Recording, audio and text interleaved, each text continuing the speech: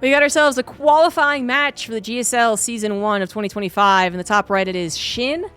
And in the bottom left, it is Trigger. Up to this point, what has happened? Both of these guys advanced from the round 1 portion of this qualifier. They're now in the round 2. They actually met once already. Shin faced Trigger in the first round and lost. Shin then lost to Rogue. Spoiler alert, Rogue did qualify into GSL. Then Trigger in the lower bracket defeated Percival, and then he is now facing Shin. So this is it. Whoever loses here is not a part of GSL. The ultimate prize here... Okay, well, Shin... Come on, give me some time, dude. Shin goes for a block hatch. The ultimate prize, really, for these guys is the winning of GSL. And not in the old sense of that prize and that prestige. But rather because the winner will be able to go to EWC. Now, there's 2 seasons leading into EWC. So there is another chance for people to get through GSL. If that is how they think their chances will be the best to get to EWC. But keep in mind that there are other ways to get into EWC. For GSL, that's great. That was mostly for the Koreans, but obviously there was foreigners living in Korea, so they're going to give it a go. There's also online qualifiers for each region, plus a global qualifier. That'll just be online and probably like a somewhat formal broadcast. There's DreamHack Dallas, but you do have to physically attend to have that chance. There's the Bulgaria tournament, but the qualifiers have already happened. There are 2 wildcard spots right now, though, because 2 people backed out of the Bulgaria tournament. And then maybe something else that I'm forgetting, honestly. But there are other ways for almost everyone here to get to EWC. But GSL is GSL, and it is still perhaps a better chance for some of these guys who... might perform better offline, right? They will be in studio compared to like the online qualifiers.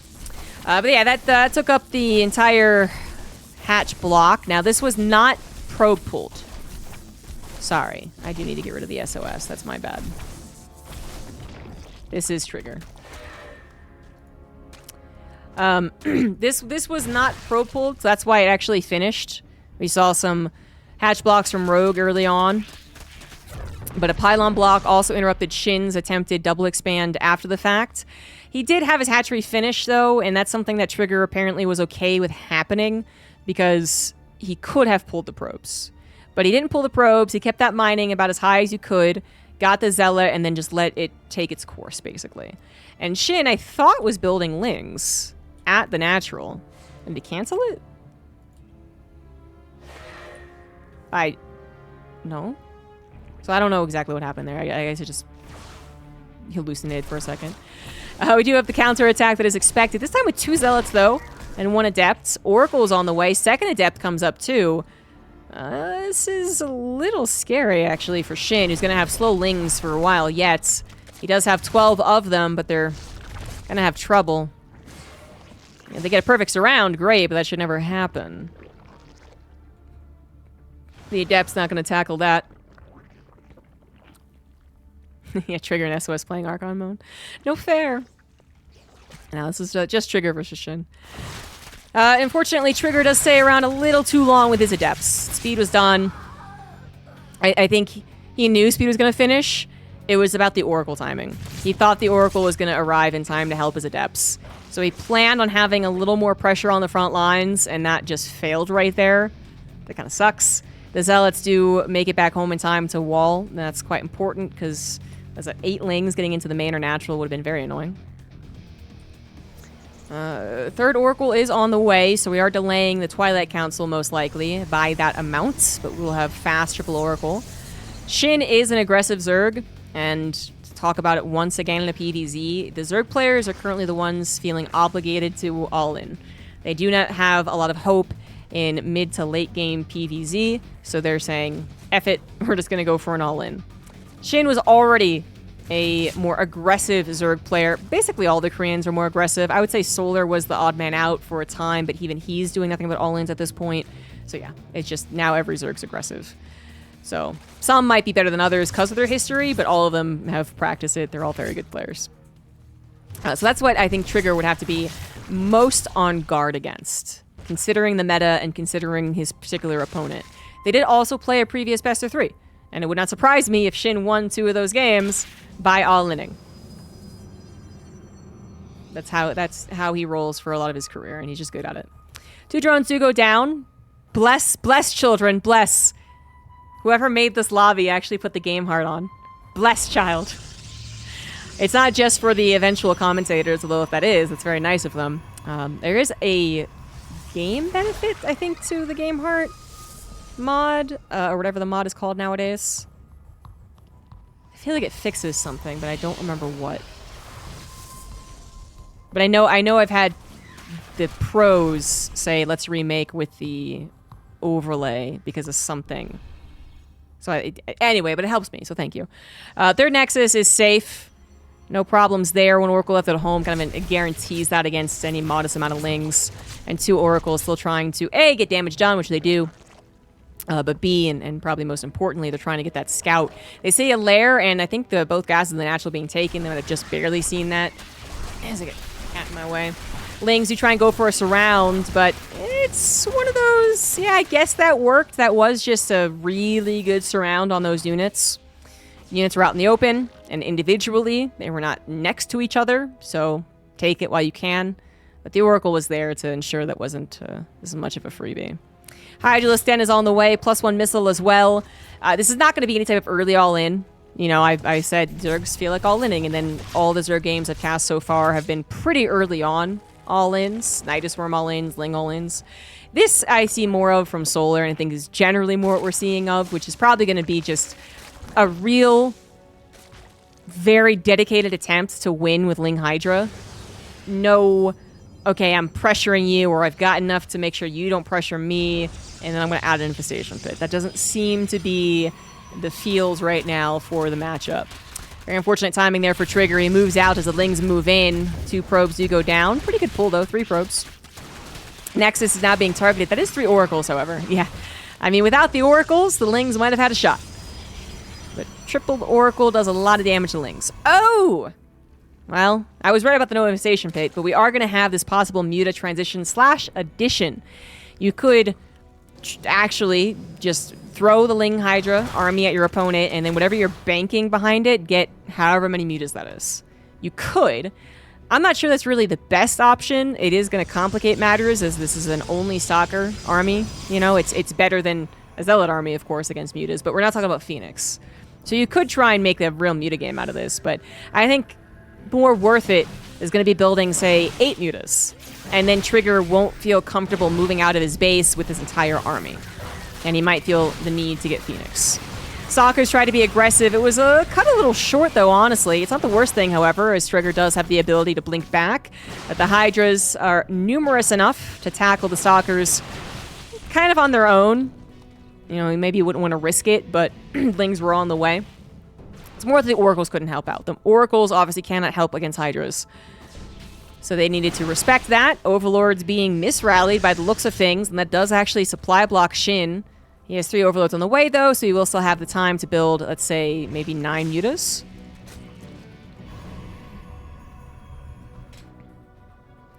And then with a +1 missile, there you have it. That really screams dedication to mutas.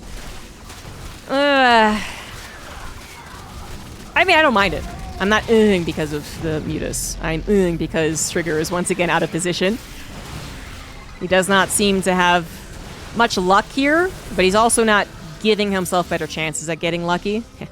Because his Oracles are so busy trying to help defend that they are not exactly doing a lot of scouting. And, you know, they just run over Hydras for 1 second and they're dead too. So there's just not a lot of ways for Trigger to see the incoming attack. He's a little blind on this map currently.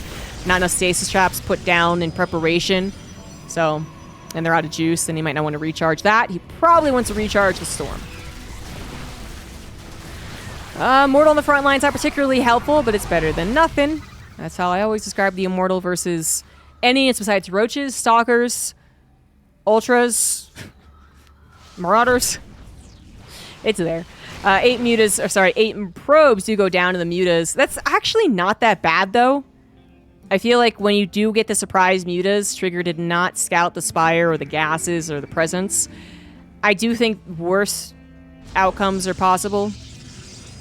You can have situations where maybe if that was also timed up a little bit more with the Ling Hydra attack, an entire probe line could be killed. There's no defense at the probe line in the main and natural.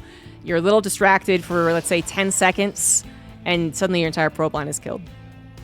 Trigger did have a little more calm as the mutas showed up after the Ling Hydra attack. He did pull the probes pretty quickly, and he's going to try and get the defenses up. But the first attack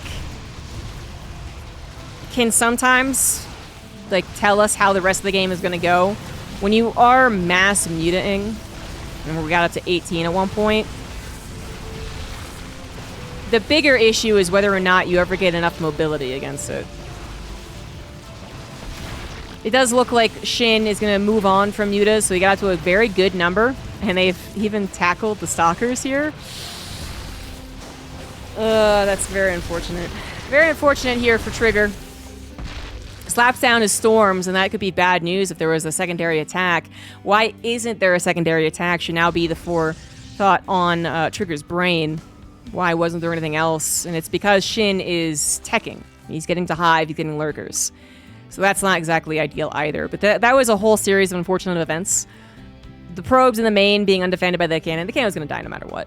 But the stalkers trying to take the battle when they couldn't win the battle is the worst case scenario. If they don't take the battle but they're alive and all the probes die, that might have actually been a better scenario.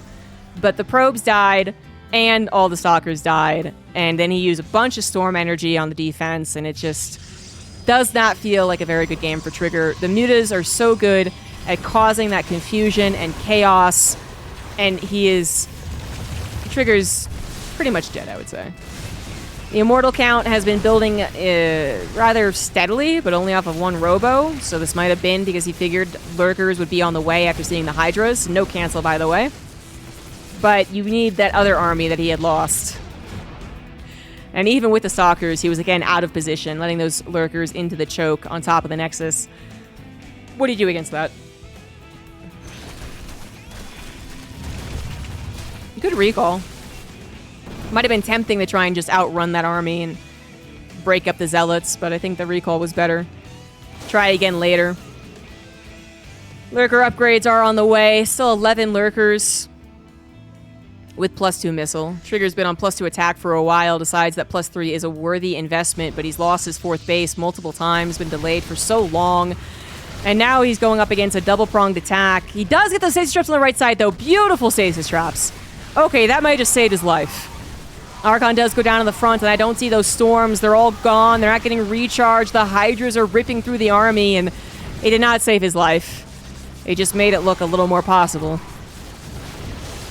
But it turns out the lurkers weren't even necessary. Trigger has been playing a bad game for a while, I think, at this point. Might be better to cut his losses.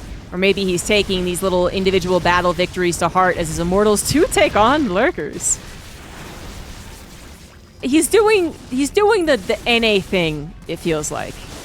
I feel like NA players have a history of being the guys who they kind of just mess up too much, but then they show what they could do if they didn't mess up initially. And you're like, oh, well, you know, just do that then. Just do that first. But no, it's too late. He had already taken so much damage. And then there was some brilliant things, like the stasis traps. They were supposed to be doing that. The entire game, they're supposed to be doing that. The stalkers were supposed to tackle the mutas far more cost efficiently.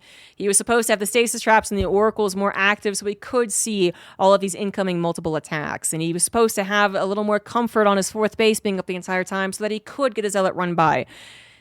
And nothing ever worked the way it should. Shin, doing a great job actually playing... I want to say older style of Zerg. He didn't just all in. He did not just all in.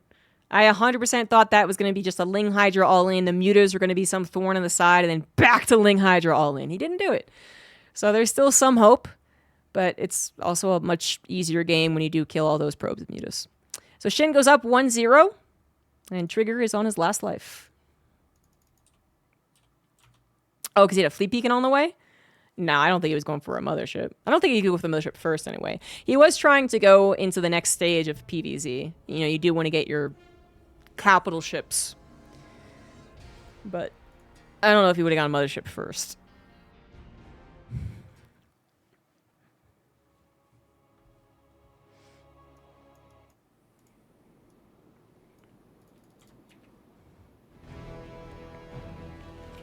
Up one, in the bottom left of Amygdala, it is Shin.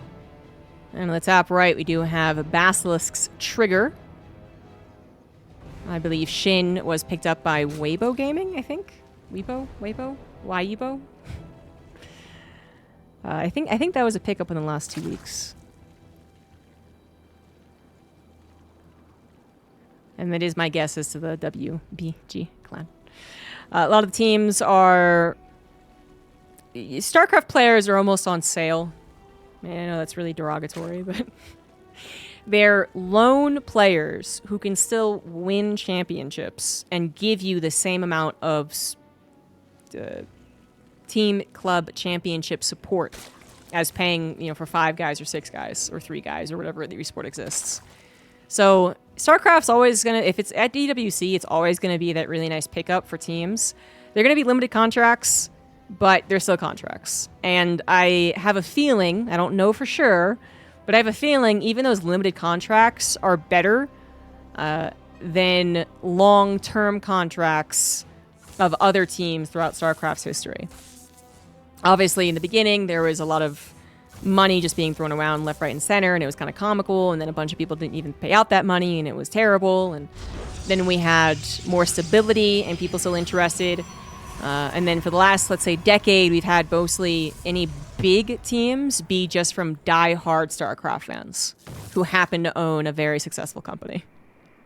And a lot of the so-called, like, you know, established esports teams who have big names in other esports have not bothered with StarCraft. EWC did change that. That was definitely one of the more successful things that they've done. And just to put it in numbers, I'm not saying these are the numbers, as we watch them both do typical stuff. Shin's hatch block was denied, so he did waste a drone there.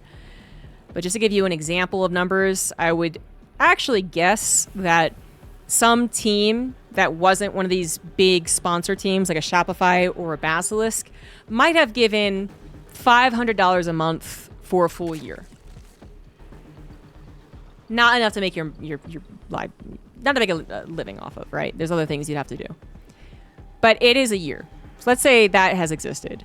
An EWC team, like what teams have been brought to StarCraft because of EWC, so like a Vitality, oh my god, a Virtus Pro just picked someone up. Obviously Team Falcons came to existence. These other teams, right? They might pay $3,000 a month for 3 months or something. That would not shock me. I have no idea if this is the case. Do not quote me on any of these numbers or any of these scenarios. But it would not surprise me if that was the situation. So it's still not like I'm rich, I'm out of here. Goodbye, pores. It's not that amount of money. But it is still pretty damn good for a lot of these guys.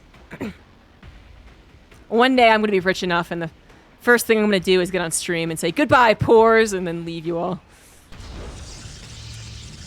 One day. Just kidding. Please don't hate me.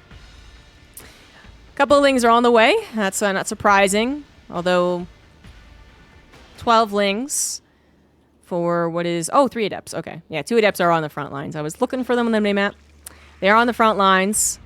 You do need to take care of them, but this time around... So Trigger's game, I totally forgot. It started off bad, didn't it? Trigger's game started off with him trying to 2 adept pressure with an oracle, and then his 2 adepts got killed before the oracle showed up. That was already a painful start. And it wasn't the make it or break it moment of the game. But it kind of set the tone, apparently, because the rest of the game was just one almost ready but not quite failure after another. Oracle gets in for the scout, just really wants to double check like the gas mining, and the gas, I guess, has already been mined. If it could see like a Roachborn back there, that would have been great. But right now it's not seeing anything suspicious. drones are being built. Trigger goes for the third Nexus. Forge and a Robo, actually, after his single Oracle.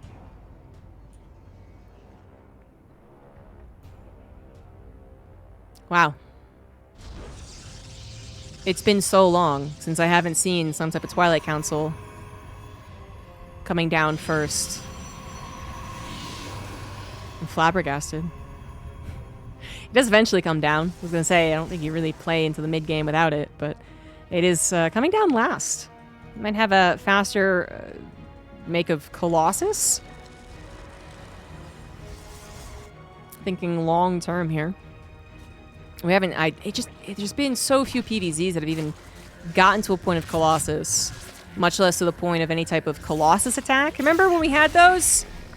Remember when a couple of Colossus would go across the map with some Stalkers and be like, hey, Zerg player. It's been a while. 6 Adepts still alive. Great Shade out as the attempt to go into the third was not a success. Might as well just get out of dodge. 1 Oracle should be a little weird for Shin, by the way. As he sees no Oracle at the third. His eyes are narrowing. He's the fry meme right now. But what that really means could be a lot of different things. It could mean much faster, let's say even Resonating Glaives, although you would see more depths. Could mean much faster Blink Charge. It could be really fast Temple Archives, actually. You know, I feel like this could even have been some type of... Oh man, who are they giving credit for the build? But it's the Archon drop. But different than like what Zest was doing back in the day. Ah, damn it, I've already forgotten. So many PVZs, all about being what the Zerg all-in is. That's mostly what my narrative has been directed towards, but this is not that anyway, so it's not terribly important. This was an emphasis on Storm, but not with the Archon drop. So Storm is already being produced. This Overseer gets a pretty damn perfect scout. I mean, it sees everything. And the timing of which it sees it is with plenty of time to prepare and maybe even change your mind. An Infestation Pit was already on the way, though, so there's only so much mind changing that can be done.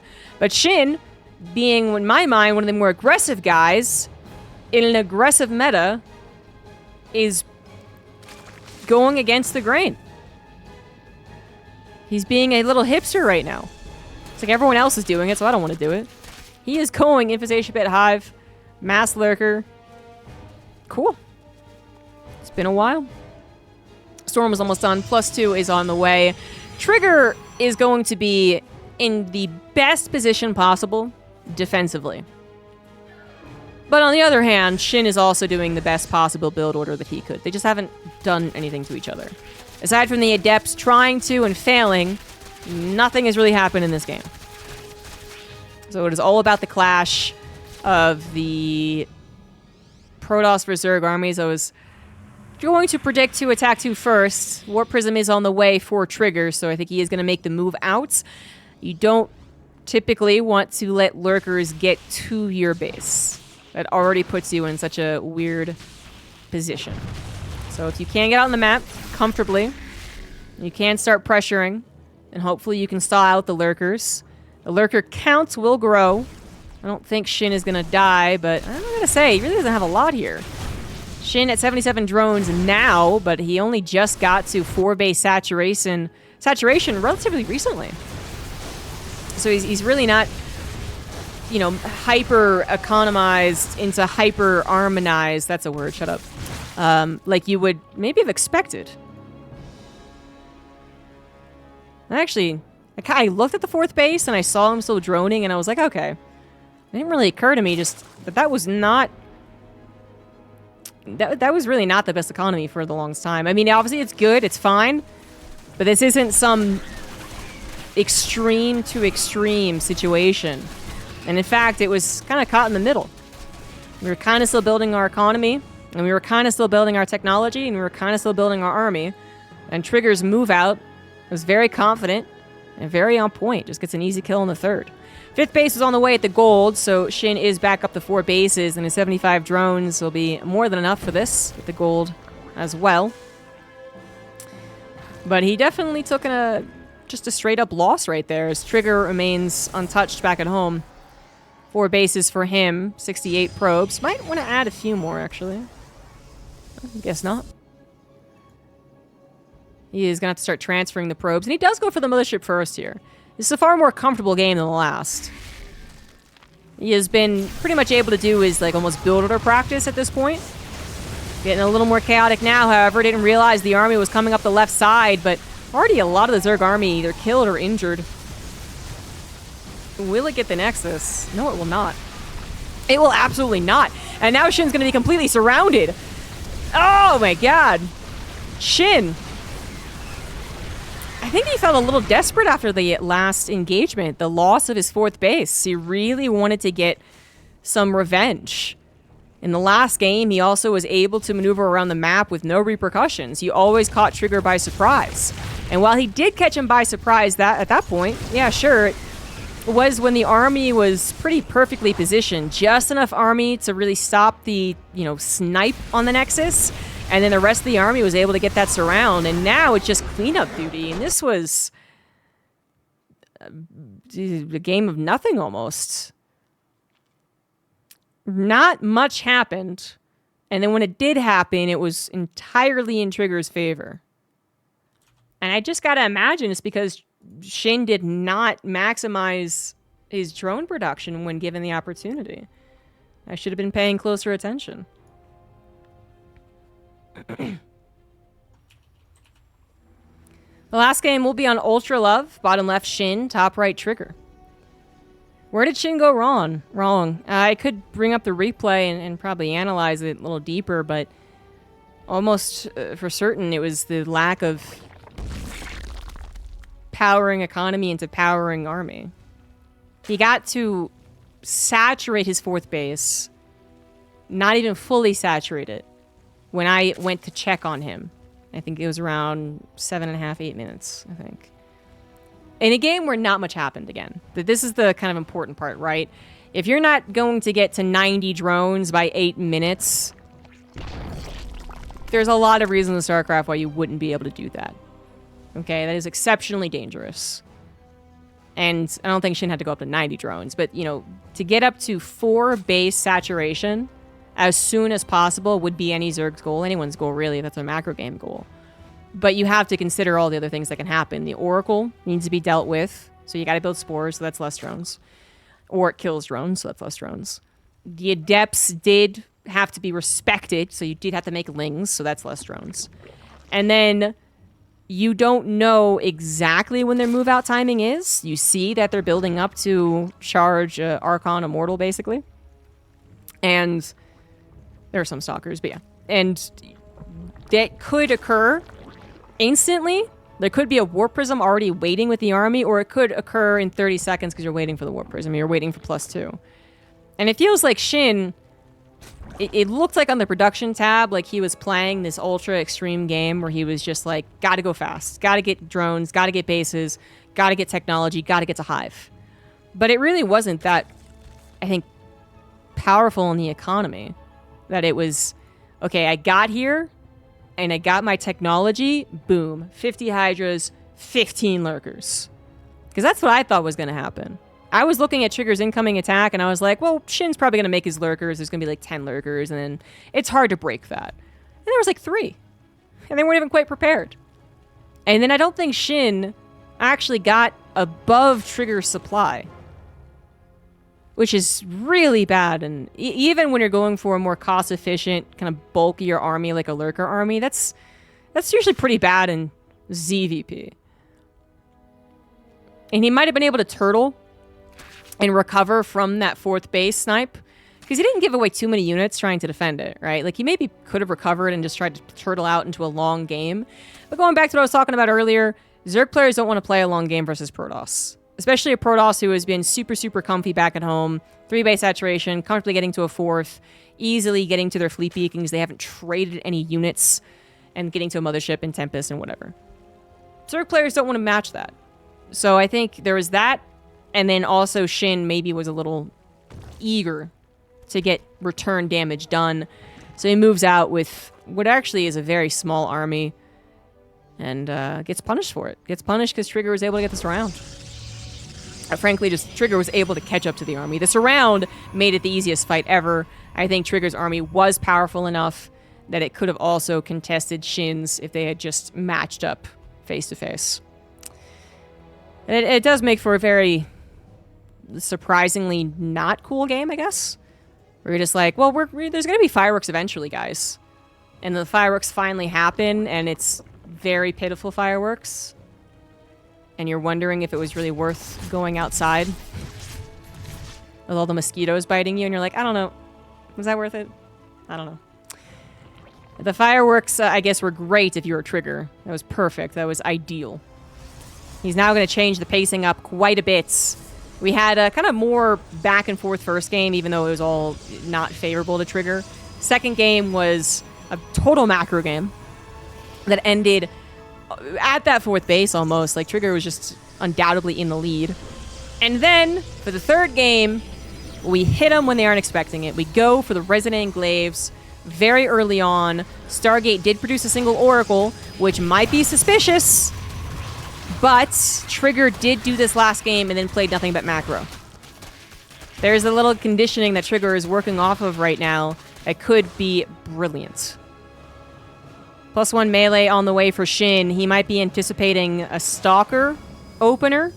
Some aggression with the Stalker, similar to the first game, I believe. Second game wasn't really about that at all. He changes it. Okay. Changed it to +1 missile. It could have been a mistake. He might not have meant to get +1 melee. In fact, I'm thinking it was just a mistake. So, okay. But the point is, he doesn't know it's Resonant Glaives. Whether it's +1 melee or +1 missile, neither one would have been done in time. But now he sees Adepts running across the map. That's a pretty early scout as far as things go. Wall is available in the natural. Gonna wait as long as possible to get those units on the front line, but don't wait too long. Okay, he's good. Adepts gonna be denied. Adepts do not shade, of course. They're just gonna try and tackle the units that they see right here. Queen does get injured. Oracle wants to help, but the Queens are too good. Adepts aren't breaking through the defense right now, but they are killing the Lings. Meaning Shin has to make more Lings, or the Roshis that he's making currently as well, to continue beating this back, and that means that he's not building drones. He's at 51 drones. That's fine. Certainly better than losing 20. But it's one of those games where the Adepts aren't really willing to sacrifice too many of their lives. They know they're not going to get the super powerful drone kill number, but they are still being useful. Spine Crawler at the third base does help out here, but it is an extra drone that some other Zergs would not use for a Spine Crawler. 3 drones do go down. Oracle still alive. 2 Adepts somehow sneak into the natural and get maybe 2 more drones. Finally, the Adepts are dead. But they took down a lot of Lings, they took a lot of time, and they did get at least some drones. Overall, you can see that it's not exactly favorable to the Protoss, gas being such a rare resource. Kind of add it all together, it's not the best. The Oracle did die. Is one of the reasons that gas is so high in the loss. But it spent a lot of time. That is time that Shin is not building those drones. Not that he was planning on it, apparently. He is going for an all-in.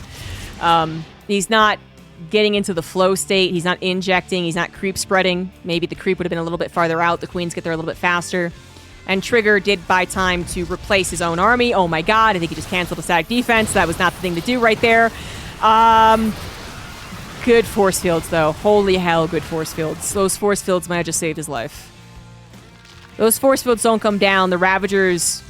Well, there's only one Ravager, actually. And he would have plenty extra force fields. They bought him so much extra time.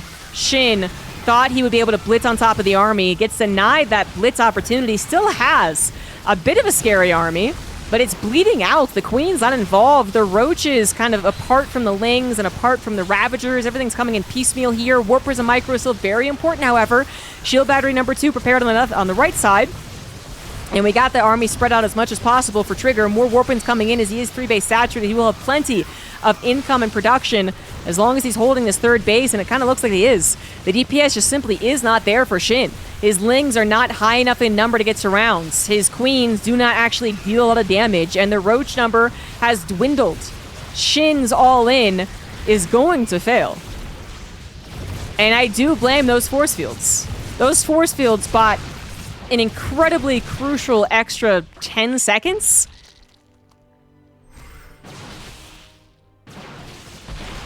And Shin might have been trying to blitz like he was, not bothering to wait for Ravager production because he thought he was on a timer that maybe he wasn't. Obviously, you're always on a timer when you all in, but I mean, Trigger, I don't think he realized that was on the way. I mean, he canceled a shield battery or something. Shield battery or cannon, I believe. So that to me says that Trigger did not realize it, and if Shin had waited an extra 10 seconds, would he have had Ravagers to break the force fields to complete the surround on the Protoss army that was completely unaware? And a surround of that army forces the blink back, but then the sentries and the Immortal are left unguarded? It's much messier. Shin's in a lot of trouble, man. He bet his GSL on that attack. Fourth base on the way, not a pretty sign. Shin still only at 54 drones. He did replace some drones. Hostile forces detected. But just to let him sustain the all-in a little bit more. Thank you, Livy, for the big raid. Welcome, guys. Shin's in trouble. Trigger on the verge of entering into the GSL. +1 melee not done. +1 missile has been done for a while, but that just did not impact the fight. Enough. Now even on upgrades. Trying to swarm the army at this point. Trigger forced to micro back, saves the Immortals as he blinks the Stalkers back after. And the Ling number has already been depleted. The Roaches and Ravagers left over, right for the picking. Easy blink forward right there. And that is going to be it. GG. Trigger gets revenge. He was defeated by Shin in the upper bracket and takes his revenge in the lower to qualify for GSL Season 1. Shin will have to try again for Season 2.